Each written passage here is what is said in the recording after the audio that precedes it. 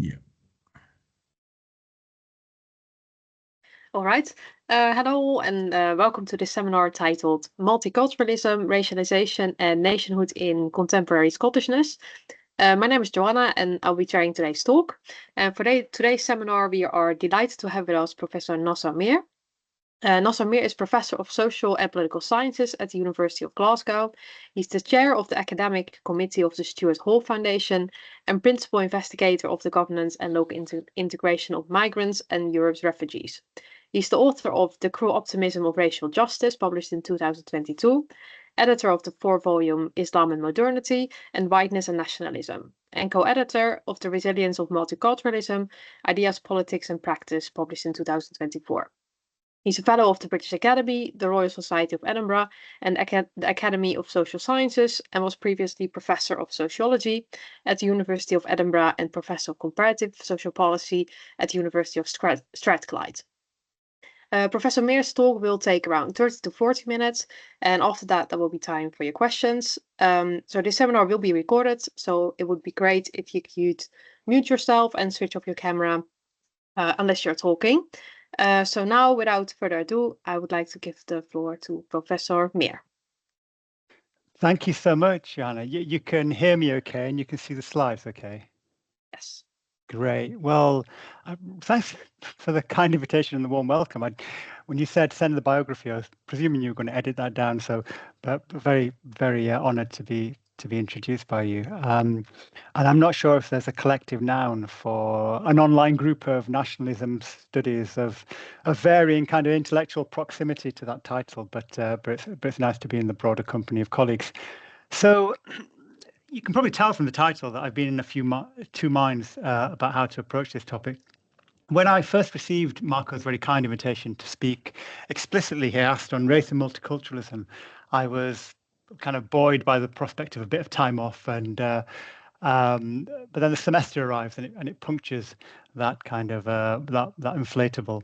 But I also thought that, hey, look, I've got an argument actually in chapter 2 of my last book, and which is quite a provocative argument. So why don't I kind of rehearse this? And the argument was about the ways in which race, or how relatively few, I suppose, of some of the canonical European scholars of nations and nationalism had very much to say at all about racism in the formation of nation states, with the exception of Ben Anderson, I think. And the argument in the book is that this, has implications for understanding how national identities are presently imagined, and which I also argue the book had been too, I think, casually dismissed in some traditions of race scholarship, treating it as ideology or treating national identity as something which is overdetermined by historical processes of racialization, skipping over some of the contingencies and the discontinuities and the agency and so on. But then I looked at LUNN's catalogue of talks, and I could see that taken together, you've kind of rehearsed this topic over a couple of different and very excellent papers. So I settled on something different. Principally by kind of somewhat clumsily stitching together some material from interview data, past and ongoing, across a number of papers and associated materials, which focus on race, nationalism, and public policy in Scotland.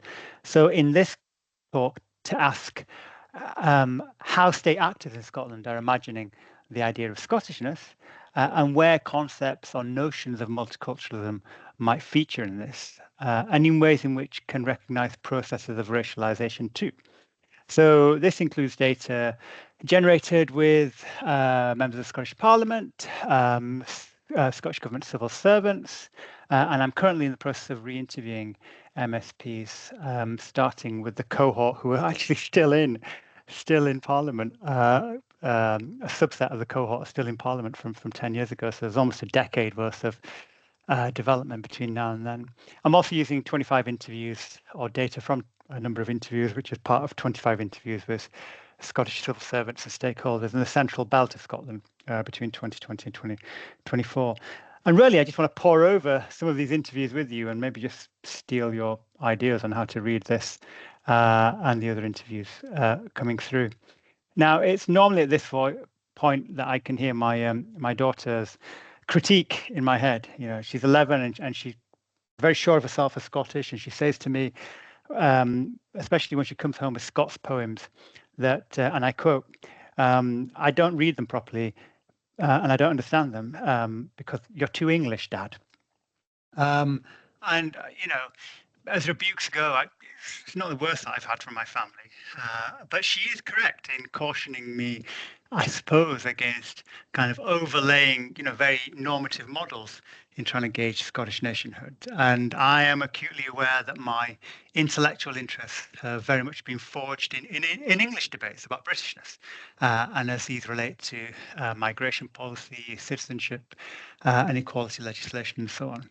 Nonetheless, despite that, I still think there's virtue in foregrounding the literatures on multiculturalism and racialization, and considering what they allow us to see at work in Scotland, not least in things like majority cultural precedence and the way in which that may impede, but also for some commentators, what it might also facilitate. And in that regard, we have, politically at least, the words of the late Bernard Crick. And the argument, I suppose, that he's typical of, that that nationalism, Scottish nationalism, and multiculturalism, they're mutually constituting positions because each contests notions of a kind of a monocultural Britishness. Now, you may know that Bernard Crick drove the last Labour government's work on citizenship education. He did that from the Department of Education, and then as he moved to the Home Office, he became the author of what's now known as the Journey into Citizenship, the Home Office citizenship test kind of booklet, as it were, all of which has morphed into something that I don't think he would necessarily seek any kind of authorship of if he was still around. I think it's quite distant from the things that he was advocating. But I have this old interview from him, which I think is instructive, and in it he insists on how he wrote this very long paragraph about diversity through immigration and the nations.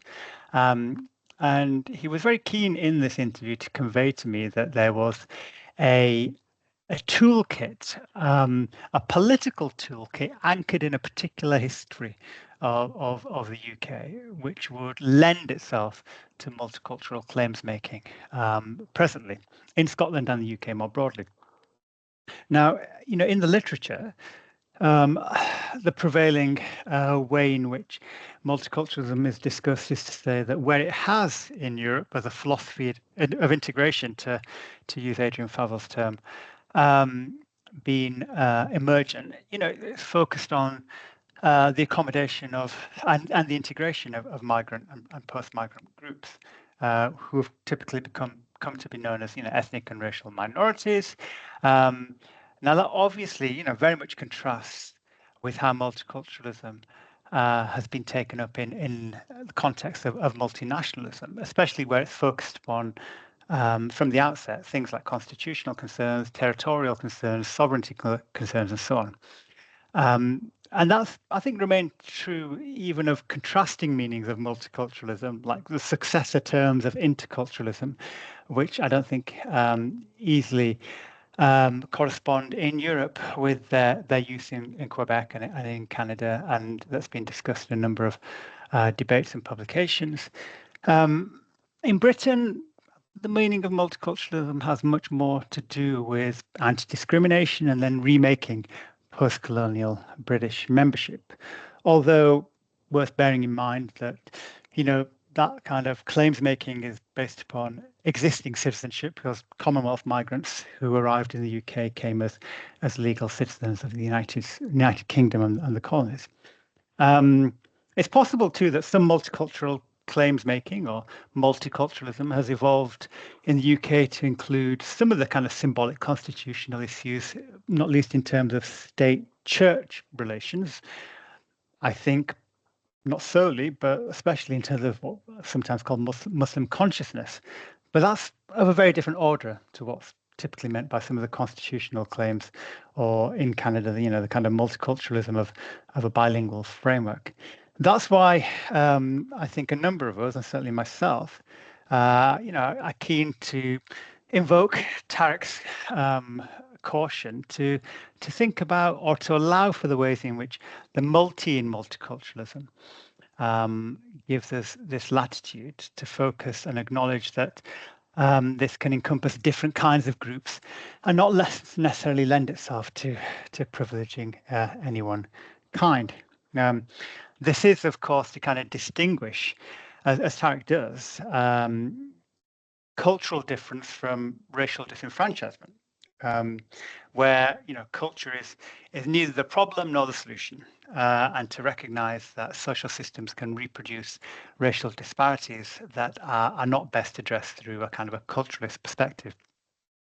So I say that because in addition to the concern in this talk with multiculturalism as an organizing idea and where it may be manifest, so too the concern with racism and racialization and where that too may be manifest in Scotland, as I'll come to in a moment. Because there's a very heightened salience in Scotland at the moment about racism, racialization. And the public inquiry into the death of the young black man named Sheku Bayu, who died in police custody, will report later this year. It's been a very long and tumultuous period. I've contributed to that. I've been advising in that inquiry. But the underlying concern with thinking about racism, racialization, in addition to what we're thinking of as multiculturalism in Scotland, was already previously noted, and however salient this will make the issue, not least in the words of our former First Minister, Humza Yousaf, who kind of got into trouble when he became First Minister for having made the speech in which he was critical of the prevailing systems, which would mean that, and he argues, there's this kind of a hegemonic whiteness. I'm not sure he used that term, but he said, as we are, we're yet to see a person of black African descent elected to the Scottish Parliament. Humza Yousaf himself has been the only non-white cabinet member of a Scottish government. And so his kind of advance, his political advance, perhaps also masked something of a broader problem. And one of the curiosities of this, though, is that given that the leader of the Labour Party in Scotland is Anna Sarwar, we often find that these two figures, who are and have been for a period of time before Humza stepped down, were vying for leadership in terms of the First Minister of Scotland. We had these two minority figures at the helm of their party who were advocating a kind of nationalism, but each was also characterized by history and a very publicly and vocal story of anti-racism too. And in the part of a report that we published a few years ago, Anna Sarwar, still now currently the leader of the Labour Party in Scotland, was very kind of adamant about this. He talked in ways in which he has never apologized for subsequently, and no one should expect him to. But it's striking to me that you have these minoritized figures advocating a form of nationalism for competing political positions, in a striking contrast to the same kinds of people, their equivalents in England, where they're running away from race or running away from the problem of racism, pretending it doesn't exist. Whereas both Humza Yousaf and Anna Sarwar made it front and center in their arguments about their kind of claims making. And I suppose that's how I've read it, which is that their argument for anti-racism makes a claim on the very identity of society, which goes beyond it being about public administration, but very squarely into kind of ambitions to remake membership and nationhood. Yes, to link that to social equality, protection from discrimination, but also to kind of anchor it in a shared sense of, well, what is our collective identity here, and that's something that should be reasonably at stake. Now, that's something that's not as easily taken or apparent in the testimonies that I just want to walk through. So just mining some of the statements by some senior civil servants and trying to kind of look for the ways in which such concerns might feature in their understanding of nationhood, as it were. I find suggests something like a kind of a multicultural gap in Scotland. And this, the first quote illustrates this. This story about the way in which, well, self-evidently, the way in which we do a government in Scotland comes from the idea that Scotland is actually a nation that thinks of itself as a nation as opposed to a state. Rod Rhodes has written a lot about how public policy, which is anchored in telling kind of provisional stories about certain kind of possible futures, requires this kind of appeal. And in this case, it's kind of appeal to an undifferentiated notion of a Scottish people that self-evidently, therefore, able to address difference in a way in which perhaps is not the case elsewhere. And it carries over into other civil servants. When they're probed on questions of race, what they often do is say, well, respond and say, well, rather than answer it in and of itself, they're interested in how it positively contrasts what's happening in Scotland with what's happening elsewhere in the UK. As one told me, well, look, it's much more conducive to the type. Scotland's much more kind of conducive to the type of work and kind of thinking that we have. We're genuinely in this situation. This is somebody who was then in what used to be called the Equality Unit in Scotland, in the Scottish government. We are far less concerned about the direction of travel of the Scottish government than we do about Westminster, where it's highly contentious. So in a way, Scotland's advance is marked not so much by them moving forward, but by England, this civil servant saying to me, moving backwards. And it's also at odds with what, to some extent, civil society actors will tell you. So when you kind of reverse the telescope and you ask race equality practitioners about their experiences, you get quite a contrasting take. And this is somebody who reported to us that in working closely with the Scottish government, in advising them on race equality strategies and policies, they were constantly negotiating this real trepidation, caution about using words like institutional racism. The longer quote is illustrative here, and it talks about them facilitating, it reflects on a story of them facilitating an exercise between a whole series of different stakeholders, and how one of their professional stakeholders was a very senior police officer who spoke at length about institutional racism, believed that Police Scotland was institutional racist, but they couldn't put that in the report because it would hit the press. And the Scottish government weren't keen on that, and so on. And so, these kind of statements are very much out of step with the narrative that certainly the legislators, but also the civil servants are trying to kind of appeal to when they're invoking multicultural ease or kind of an aspiration for multicultural settlements, which are, obviously very in tune with the kind of Crick type prediction that there's this inherent diversity which will reconcile itself to new forms which seek it. There's a couple of expressions here which I just want to kind of work through, which further drive that sense to me. So there's two from unionist political parties, Scottish Labour and Scottish Liberal Democrats, and two from, I suppose, independent / self-stated nationalist parties. So this is from the SNP and the Greens. The first two is from the unions. Sorry, the first. Well, actually, there's a combination. They're split across both slides. But let's just take that first one. So if you're in Scotland or if you're in Wales, it's abundantly clear you're in a small part. Yeah, you're in a small part of Britain. Smaller nations. It's inherently multinational, multi-ethnic, multilingual, multicultural entity. It can't be anything else.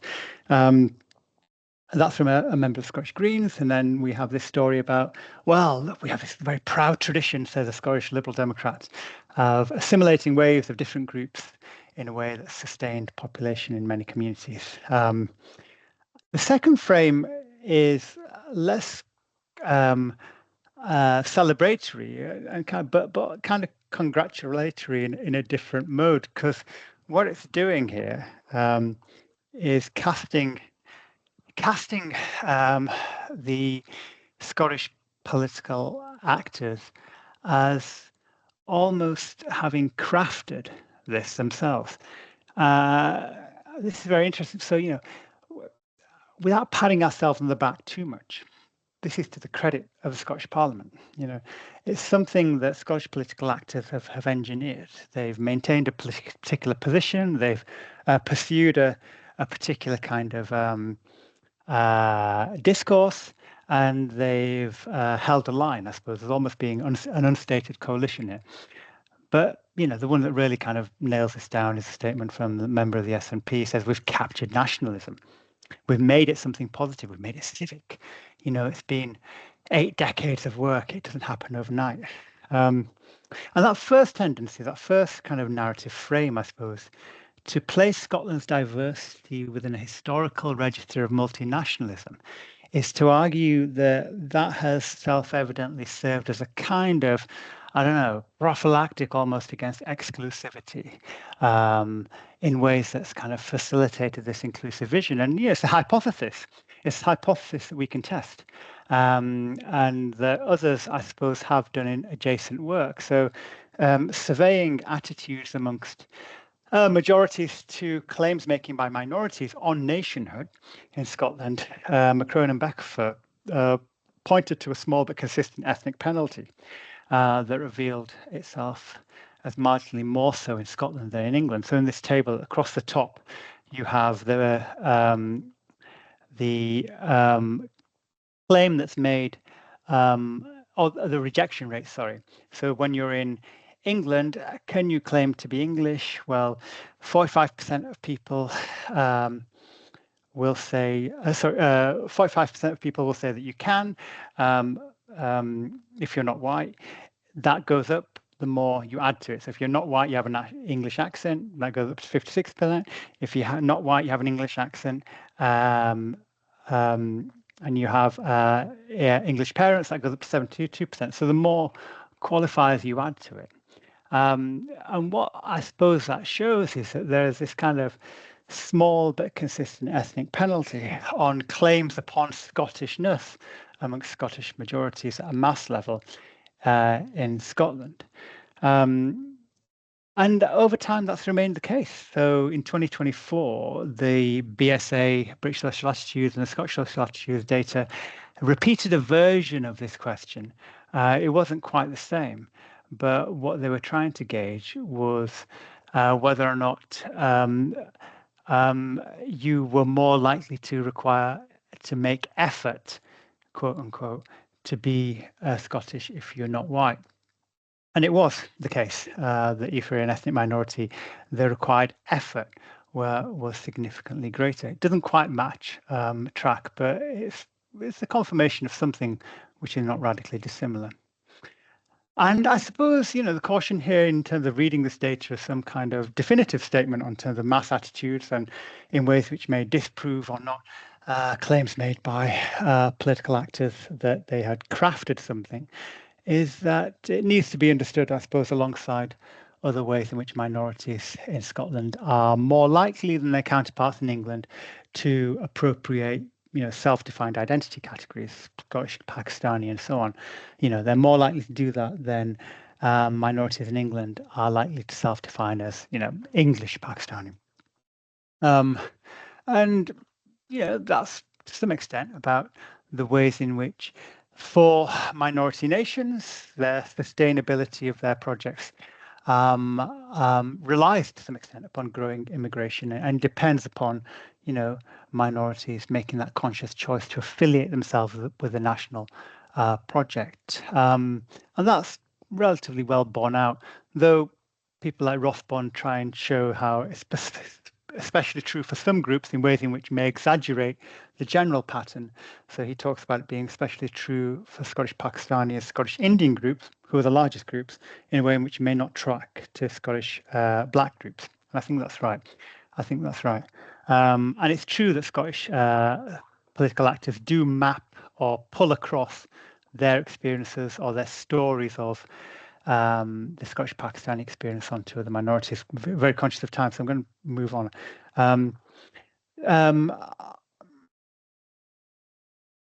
Yeah. Okay. Yeah, and here's an SMP MSP telling me this to some extent, squarely, that there's something in that Scottishness and a separate Scottish identity that's comfortable with plurality. It's not about choosing one identity over the other. Identity can be multi-layered, it can be fluid, it can coexist cohesively rather than being juxtaposed. This is clearly an MSP who did a social science degree. And, you can see kind of symbolically elements of that in terms of when Hamza Yusuf was first elected an MSP, made his oath of allegiance in order to do. That happens in Westminster. Wore Pakistani clothes. That happens in Westminster. There was a band of Partick Thistle tartan, which speaks to a particular Scottish experience because he's from a Glasgow MSP. But I suppose there's other things here too, which is that, we can think about the ways in which there has been a lower entry tariff, to invoke the words of David McCrone, about self-defining as Scottish. There's not a language tariff. There's not a clear kind of ethnic criteria. And, there's ways in which from the outset, from the landmark speeches, certainly of the modern nationalist project in Scotland, think about speeches Alex Salmond used to make when before devolution and then subsequently, explicitly stating that Scotland is not Quebec. The linguistic or ethnic basis, I quote, of nationalism has no role here. You can think about presently still the phraseology, the policy phraseology. There's very little reference to Scottish people in policy documents. It's often all the people of Scotland. And I'd go as far as to say, the Scottish government's white paper before the Scottish independence referendum, it's called Scotland's Future, made as its bedrock a kind of a multicultural commitment. And I quote, it insisted on page 271 that a commitment to multicultural Scotland will be the cornerstone of the nation on independence, end quote. And so, there is more than just kind of rhetoric here. There is a consistent pattern of trying to cultivate a certain kind of public discourse and to ally itself to certain kinds of policy commitments. And there's other ways in which we can kind of go over that, but I'm conscious of time, so I just want to move on to some further comments. None of this is to suggest there isn't a dissonance between the reasonable aspiration of minorities and the degree of willing accommodation by the Scottish state. We might think about the ways in which some scholars have talked about sub-state accommodation as being provisional for minorities. And I think that's especially true in Scotland at the moment, where we see certain kinds of provisional accommodations meet some very kind of sharp boundaries. And two examples of that are very interesting to me. So one has to do with the question of multilingualism. The other has to do with the question of multi-faithism. Just briefly on multilingualism, very briefly on multilingualism, there's about there's about 60,000 Scottish Gaelic speakers in Scotland at the moment. That number's increasing. It was lower. But Scottish Gaelic was, it's kind of it seemed to be I suppose, a totemic part of the Scottish nation. There was a Gaelic Language Act in 2005, which created a body squarely concerned, and I quote, with securing the status of the Gaelic language as an official language of Scotland, commanding equal respect to the English language, end quote. That's part of the legislation. Well, that's very interesting because there's fewer speakers of Gaelic in Scotland than there are speakers of Urdu or Punjabi. And, I'll tell you what, there's versions of Scottish Urdu and Punjabi which would evade me and my parents. And, it's taken on very distinctive forms in content and dialect. And it speaks to a particular evolving story over, over several generations. Whenever it's discussed that if we're doing multilingualism, we might bring these minority languages into into their national repertoire, I suppose. You get a great deal of opposition to that. You get a great deal of opposition to that. I don't have these quotes on here. I've just realised. I'll just say that one conservative MSP was very adamant that, and I quote, Gaelic has a privileged position because of the heritage and the desire to preserve the culture and language, so it's always going to get special treatment. As for the rest is concerned, by and large, I think we should be looking to integrate. Let's not get into this situation where there's sectioned off communities who can't communicate with people out of their own immediate society. I think that's very dangerous. That's not a charge leveled at would-be Gaelic speakers, I suppose. So self-evidently, majority cultural precedence is making the case there, but it's just not stated explicitly. It's implicit, and it's ultimately an illustration of how the majority can understand the polity as an expression of their agreed, agreed purpose, which is the classic critique that multiculturalists will make. The more charged illustration of that it has to do with religion, especially some kind of matched resource for non-Christian minorities. Just a synopsis of the kinds of statements one gets. So this is concerning parity of funding for minority religions, in addition to Protestant and Catholic groups who have state-funded religious schools. Follow the school curriculum in many respects, but there's a ethos to the school, and there's an element of selection too. And so the responses, from the SNP, well, that's a controversial topic, actually. I personally don't think it's such a great thing. Scottish Liberal Democrat MSP, I think the scars of the kind of sectarian divide we've had are there, and probably more of a focus of attention in terms of things we need to resolve. The Scottish Green would say, hey, look, it would be extremely depressing to think in 50 or 60 years, Muslims were no more integrated than that. And the Scottish Labour Party responded, it's just like, I'm not keen on that. I don't like too much separation, very unambiguous about their position. Now, look, there's very, very good reasons to be cautious about seeking to mirror one religious settlement in the present with something that's been achieved in the past. And I would stress that every respondent was sometimes, very positive about the fact of religious pluralism in Scotland.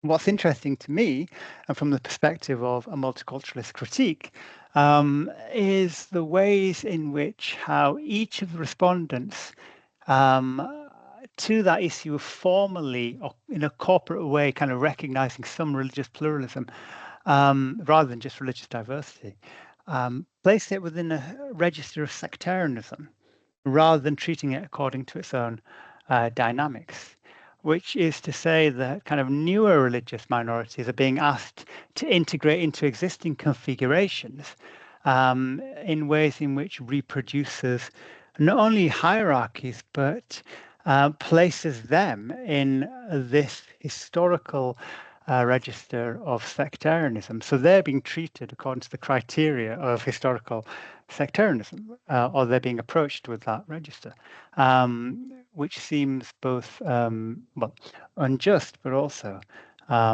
problematic in and of itself in terms of understanding what the nature of their claims are. So just to kind of wrap up and move to some discussion.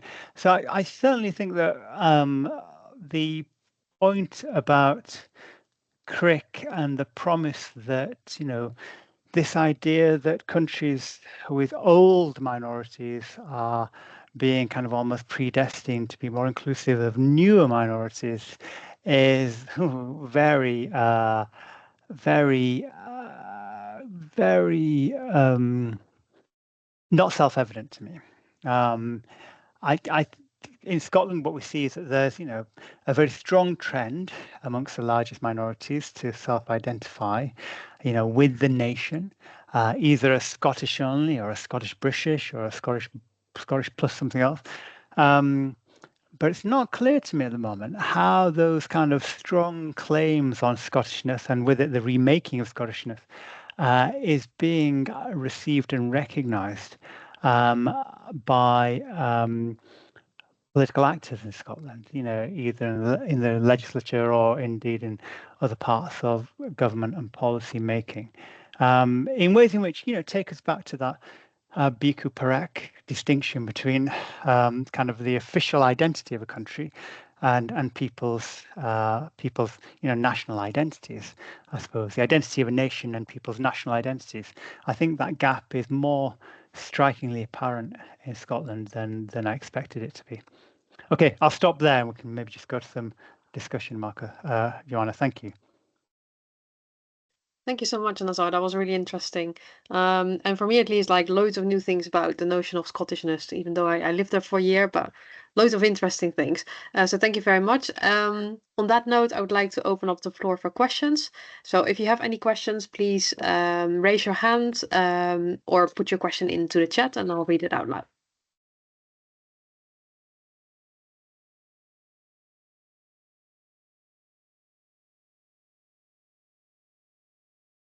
Marco, go ahead. Sorry. Yeah. Thank you, Nazar. Not really sure whether I have a proper question or more of a curiosity. I mean, because there's quite a lot that you bring forward. So I don't know. Maybe I would go with this point, and I'm not really sure it's a question what is what it is actually, but majority cultural precedents. And I wonder, I don't want to make it normative. I would like to stay on the analytical terrain, but empirically, and I wonder, I'm aware that I'm edging towards more the normative argument here, but I wonder to what extent if you want to stay on the ground, not going on to the ideal world, a multicultural inclusive nation, can you really get rid of that majority cultural precedence? And I would make the distinction between having a cultural precedence towards a sort of racial hegemony, right? Because one thing is to put white first, and okay, so in terms of having the nation in terms of a connotation in terms of a racial one, or a sort of pre-existing cultural baggage that's been here for some times, and we understand that whoever is here coming from different culture, in a sense, they need to share. And so the precedents can be more acceptable in that sense if we get rid of the racial connotation associated with that cultural precedents. Does it make sense? What are your thoughts around this? No, it does. And I mean, so part of the reason that I was trying to, in the beginning, just move us from saying that this is a singular understanding and operation of what we're calling multiculturalism, is that there's context in which majority cultural precedence, I think, is legitimate. The critique of majority cultural precedence in and of itself is legitimate. I think in settler societies, I think that argument has a great deal of virtue. I think in other contexts, the argument isn't so much about eliminating majority cultural precedence; it's taking away it's first of all to recognise it, but secondly, it's to make sure that majority cultural precedence doesn't then become an impediment or an obstacle to inclusion. Multicultural inclusion. So I'm not suggesting, look, if we leave the house and wander down the street, we're going to see majority cultural precedence in the built environment, right? Raise your eyes, look upwards. We have landscapes littered with churches and so on. So nobody's suggesting about altering that. But the point about majority cultural precedence is that it can also, as in the case of the sectarian example, when people are talking about understanding Muslim claims making or Sikh or Hindu claims making within the context of an argument within Christianity, you can see how majority cultural precedent becomes an impediment to, what we would call multicultural inclusion. So that's the point that I was making with that. Is that helpful? Maybe I haven't been clear enough. No, I do. I think is challenging. I think it's difficult. Obviously, it comes to my mind the intercultural model of Quebec and Bouchard and Taylor, that they take an even more clear stance towards actually celebrating that cultural precedence. I don't know. Well, and which doesn't necessarily track over here, and that's the other point. So that's kind of why I was trying to flag those debates. In that I'm not sure what relevance the interculturalism, multiculturalism debate has in the UK, even in Europe. I mean, it means actually Belgium had a federal commission on interculturalism. I know colleagues tell me, and don't just tell me, we've studied this, we wrote a book on it. Colleagues in Spain are very excited about interculturalism and have been, but they use it not in terms of nations, but in terms of cities. Okay, right, fine. All right, well, that's somewhat different from how Quebec is using it. So, I think that the rich tapestry, there is both the intellectual field that we think of as multiculturalism necessarily has to be highly context dependent in terms of reading its application, which is why I I think there's family resemblance and shared histories and so on. But this is why I made that statement that Tariq makes in his book about recognizing that there's a multi in the multi. And this is the kind of point also my 11-year-old makes to me about normativity and about overdetermining the social dynamics by mapping onto it a framework in which you're then looking for if not a best case, a normal case. And I have increasingly, maybe over time, become a little bit more suspicious of that. Yeah, and I kind of do that a little bit intellectually here, but in the book, I do that a little bit more robustly with histories and traditions of nationalism studies, which invites a pushback. And I'm yet to. One of the benefits of not being read widely is that I've not yet had that hostile response. But feel free to buy the book. It's available at all independent bookstores. Right. Thank you. Varun, go ahead. Hey, Nasar, thank you. Hey, The really rich talk with lots of data spanning a couple of decades, blended together really skillfully. Thank you. My question it's similar to Marco's, but also different as well. As you were speaking, I was thinking back to Canadian debates, but not about Quebec. It struck me that Canada and its inclusive identity, national identity, has both been accused of covering up racism and exclusion, as well as reducing it and helping to facilitate inclusion. Now, both those things can be true, of course, though they would have to be demonstrated.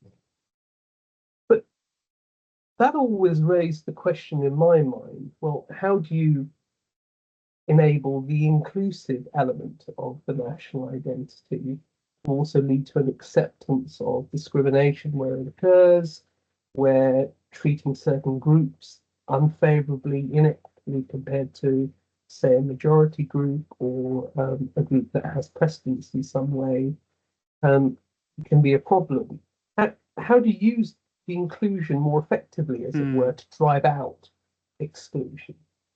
Now, it struck me that your data is pointing in a very similar direction, and I never really came up with an answer as to how you elevate the inclusiveness and use it more effectively to drive out some of the more exclusionary elements that it can be covering up. I was wondering whether you had any thoughts on that, using the particularities of the Scottish case study. Yeah, what a fascinating question. Can I just clarify? So, inclusion in terms of reimagining national identity, you mean? Yeah. Yeah. So, Yeah. do you want me to expand a bit? Yeah, go on, go on.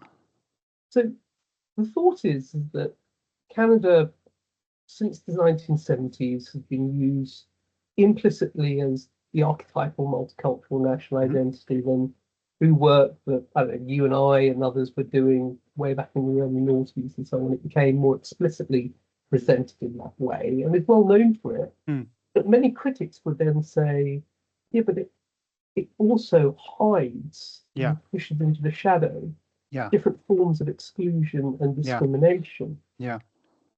And then the response I always gave was, yeah, but then there's a question of how you boost that inclusive element of the national identity, encourage it to accept the exclusions that occur, to deal with it more openly and honestly, and is on a stronger ground perhaps than a French identity or an American identity to do that.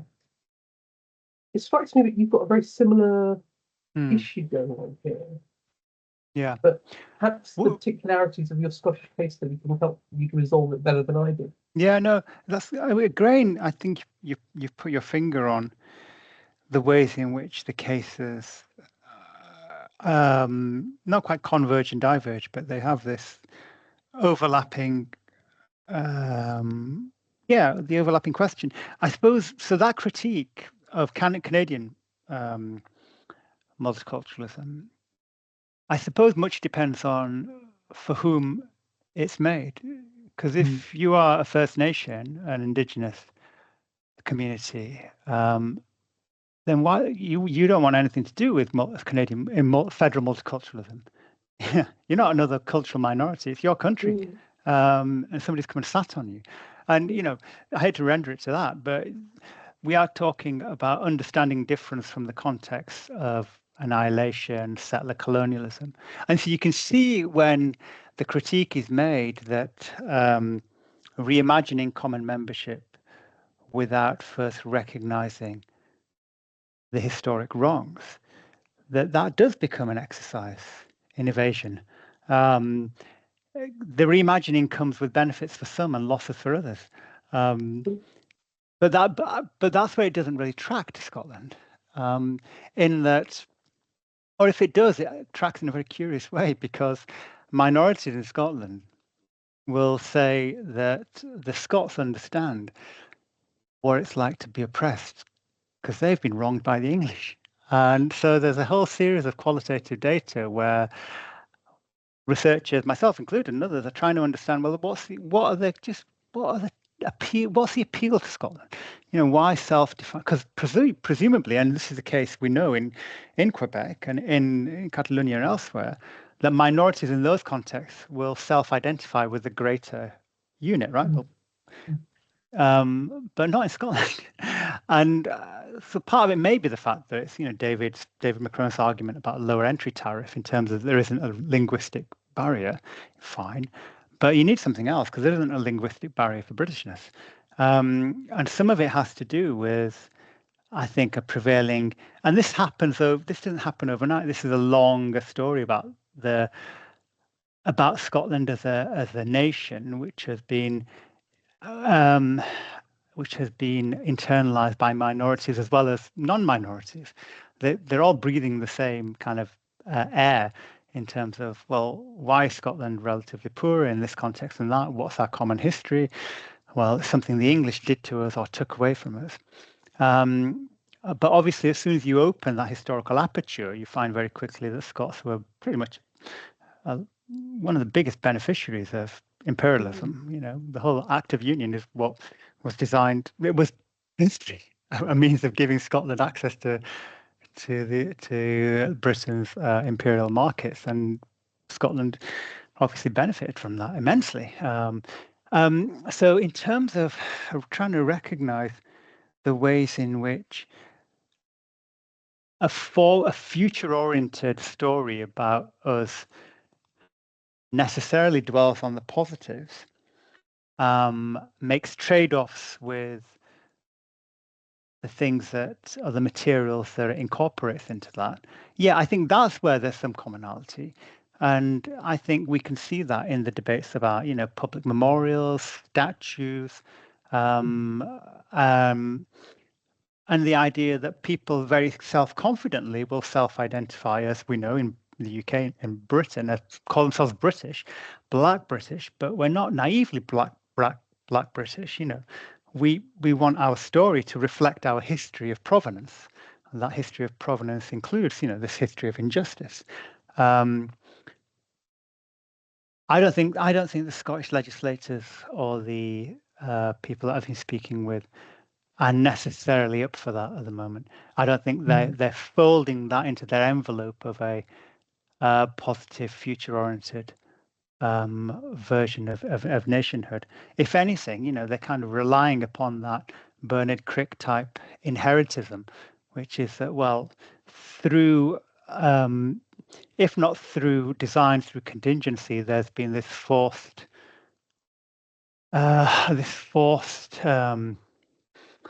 reconciliation of difference, and that's forged this path.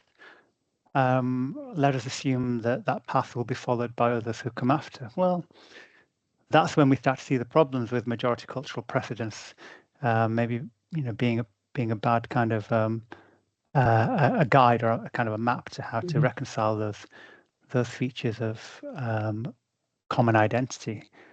Yeah, it's interesting though. I mean, it's a really interesting, fascinating question. I think it's one that probably is multi-scalar in terms of going from individuals and how they self-identify to thinking about how different groups imagine their collective story being part of that tapestry of membership, but also obviously, and this is in many respects the most important part of the story, how majorities react to it, whether or not there is kind of pushback, or whether there's a willing openness to receive that critique in the spirit that it's part of a broader project of bringing together those different strands of who and what a nation is. Yeah.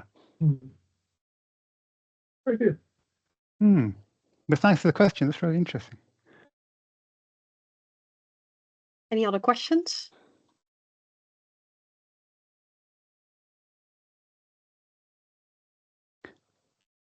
I think we're all going to get back to our moderating sooner than we'd hoped. No other questions. These are the kind of talks that I like. So I'll definitely come back again, Mark. Right, we keep it nice and short. Yes, but thank you, Nasar. Yeah, thank you very much.